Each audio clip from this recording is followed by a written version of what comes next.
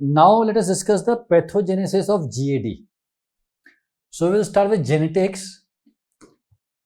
Now we have data from the family studies, and it's not only about GAD but about anxiety disorders in general put together. So we know that there is familial clustering. If you look at the data, it shows you that the first degree relatives of patients who have anxiety disorders are 4 to 5 times more likely to develop an anxiety disorder in comparison to the control groups. So that tells us that these disorders run in family, which obviously means that there is some genetic component to it. Then we have data from the twin studies. Again, the concordance, monozygotic concordance rate is more than the dizygotic concordance rate. Also, the twin studies have shown that the heritability of anxious traits is 0.32 to 0.42. Now, if we try to go deeper into genetics, if we try to look at the genes, the candidate genes, again, like it has been the case in almost all the psychiatric disorders, we do find a candidate gene, but we are not able to replicate it. The same is the story here.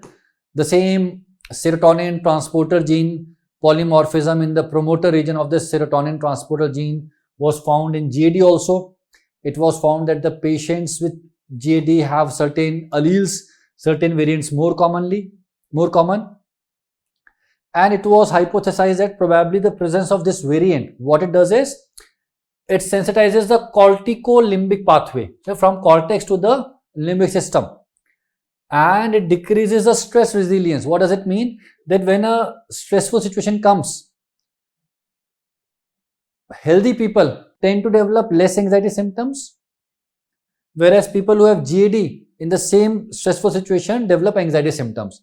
And that is because of the variants which are seen in the promoter region of the serotonin transporter region, or serotonin transporter gene. This was hypothesized. Again, these things, all these findings need replication before we can accept them. A single nucleotide polymorphism RBFOX1 was found in a twin sub-study. And as you know, nowadays we are going with GWAS, genome wide association study. We are looking at a large amount of data, looking at the SNPs, looking at the alleles which are correlated or associated with a particular disorder, and probably we'll find something. The studies are ongoing. Now, talking about the neurochemistry, the neurotransmitters. The biggest reason why we believe that neurotransmitters are involved in the development of GAD, they are playing a role, is because our medications, our SSRIs, our SNRIs, which are proven to improve the symptoms in patients with GAD, we know that all of them work at some level in the neurotransmitter system, right? So if you look at this individual neurotransmitters, starting with norepinephrine. Now, norepinephrine, we know norepinephrine is a neurotransmitter which increases the anxiety symptoms, arousal symptoms. It has been studied. In preclinical tests, what we have found is, if you are stimulating the locus coeruleus, where you find the noradrenergic neurons, the anxiety symptoms will increase. And if you block it, the anxiety symptoms will decrease. Now, in animals, we basically try to look at the stress-related behavior in the animal models, and that gives us some indication about the neurobiology of these disorders. Now, this is interesting. In patients who have pheochromocytoma, where we know that the levels of norepinephrine are higher, there is no extra diagnosis of GAD that is seen. It's not that GAD is more commonly seen in patients with pheochromocytoma in comparison to control group. So that is an interesting finding. And after multiple studies, the plasma levels of norepinephrine have not been found to be correlated with the anxiety levels. So you can't really use that test to measure anxiety in any way. So this is about the norepinephrine. Now let's talk about the serotonin. Now again, if you look at the studies, the data is very confusing. In the animal studies, the transgenic murine models, the mice, the rats, in which the serotonin activity was disrupted, it led to increased anxiety symptoms. So if you disrupt the serotonin activity, anxiety symptoms are increasing. Similarly, in rats, if you give p-chlorophenylalanine, which is basically a depleter of serotonin, again the stress behavior is increasing. But if you look at the humans, what you find is that in humans, serotonin neuronal activity, the serotonin synthesis and the serotonin transporter availability, it is all more in patients who have anxious traits. So what does that tell you?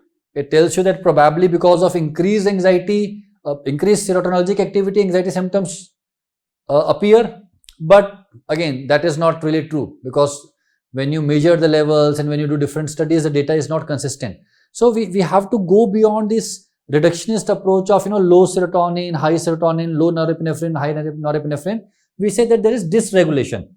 Probably in certain areas the serotonergic activity is reduced, in certain areas the serotonergic activity is increased.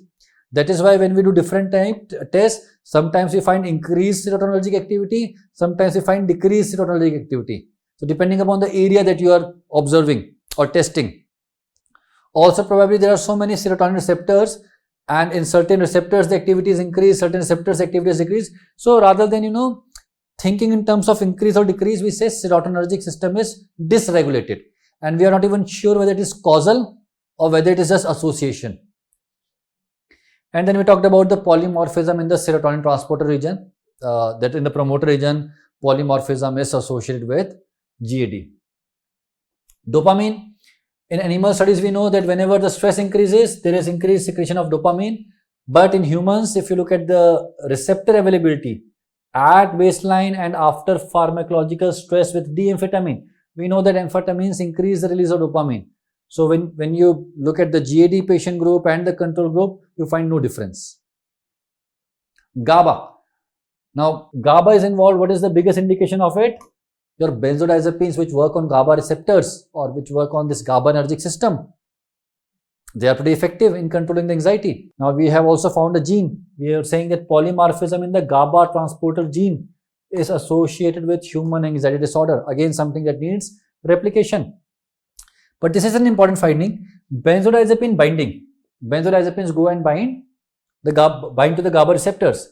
So benzodiazepine binding is significantly decreased in the left temporal region in patients with GAD. So this is a finding that tells us that probably the number of receptors are less. And we know that GABA is an inhibitory neurotransmitter.